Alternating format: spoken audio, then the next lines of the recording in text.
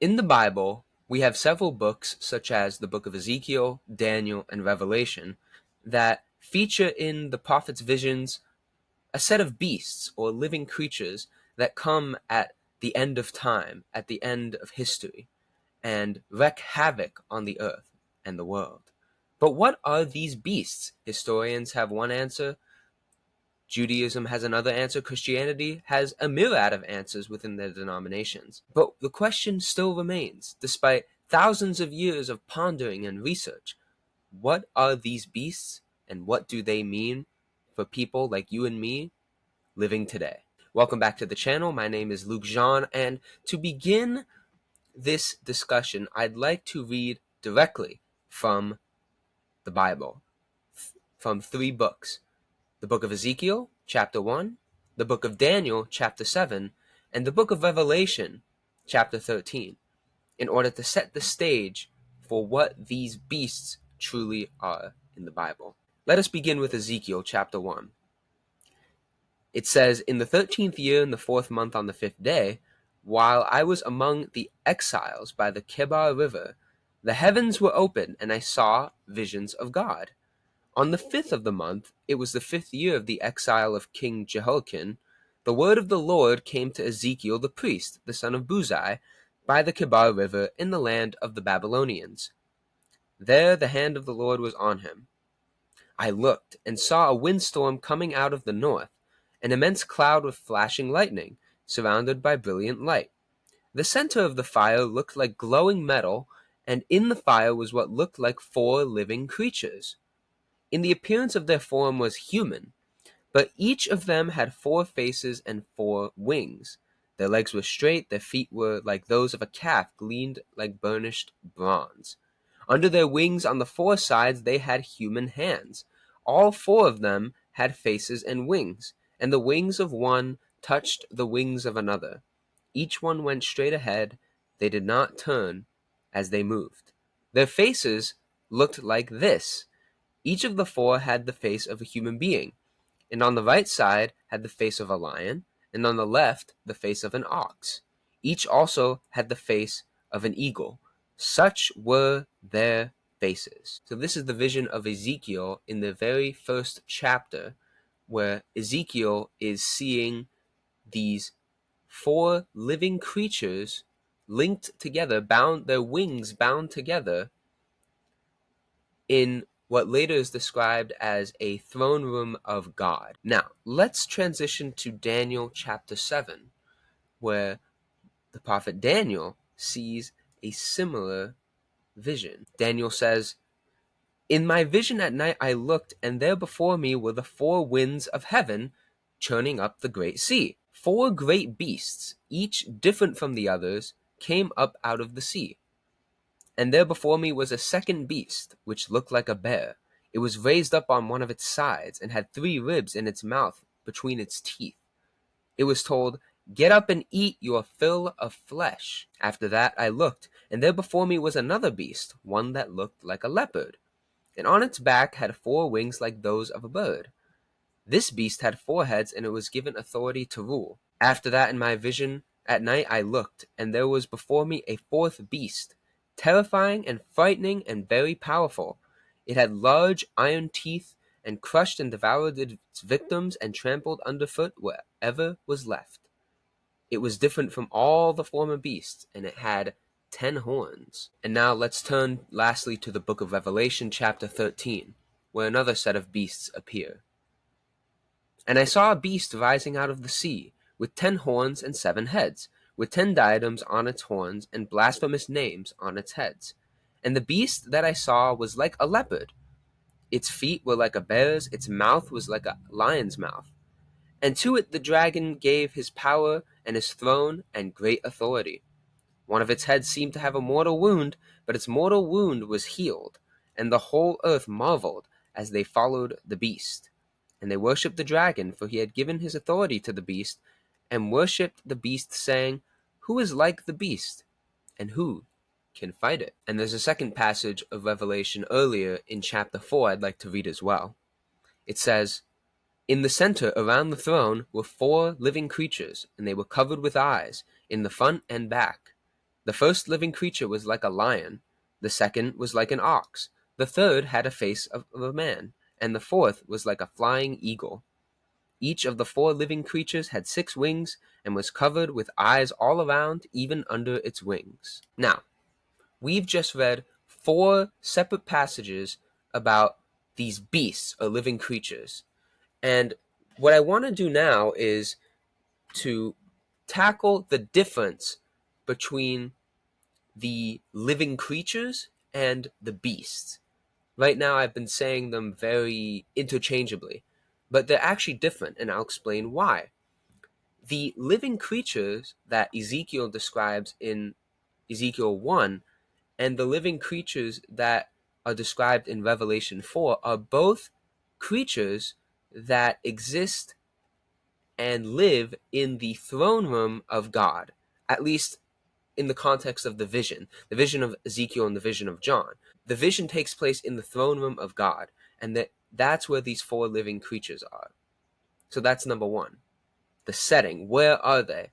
The beasts of Daniel 7 and Revelation 13 are not at the throne room. The next distinction we have to draw is what a living creature actually is. If you look into what a living creature actually is, a living creature is a spiritual being. In other words, a type of angel.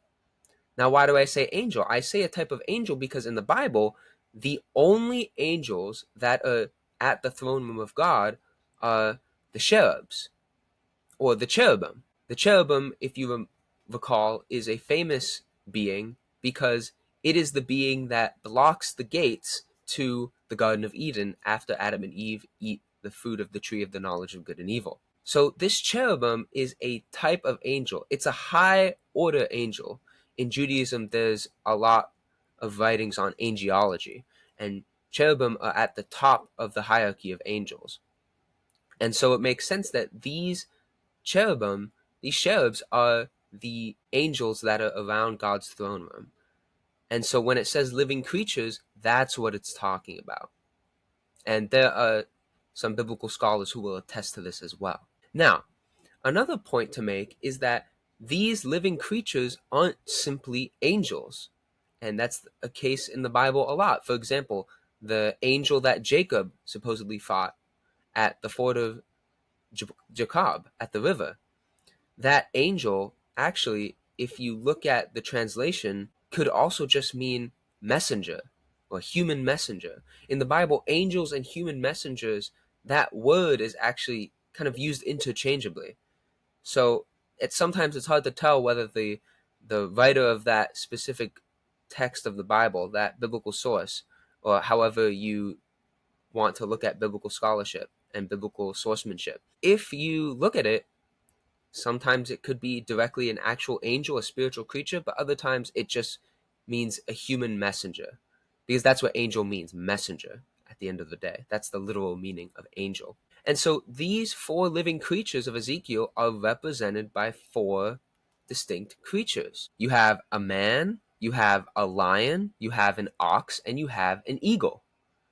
Now, these specific creatures are very significant in the Bible because they represent they are the symbols of the 4 head tribes of Israel. The man is associated with the tribe of Reuben. The lion, very famously, is associated with the tribe of Judah. The ox is associated with the tribe of Ephraim, and the eagle is associated with the tribe of Dan. So what Ezekiel's really seeing is Ezekiel seeing at the throne room of God the 4 head tribes of the Israelites. And that's the same thing that John, who writes the book of Revelation, sees in the throne room as well in Revelation 4. And in Revelation, it's repeated over and over again that the throne room also has 24 elders. So in order to understand why these 4 head tribes of Israel are at the throne room of God in Ezekiel and John's visions, we have to contrast it with what we see in Daniel's vision and John's later vision in Revelation 13. Because when Daniel describes the creatures, these beasts, he calls them, that he sees in his vision, they also have similar animal symbols.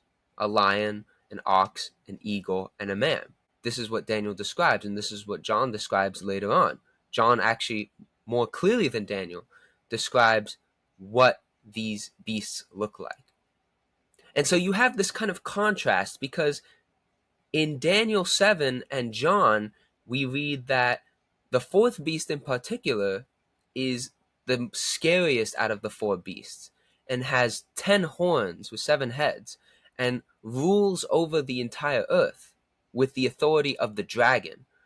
The dragon, if you go to a later chapter in Revelation, I believe chapter 20, is explicitly identified with Satan. Now, of course, there's a lot of biblical scholarship and historical scholarship on the actual origins of Satan, and how Satan was not originally, meaning in the earlier traditions of Judaism and of the Israelites, the serpent was never identified with Satan.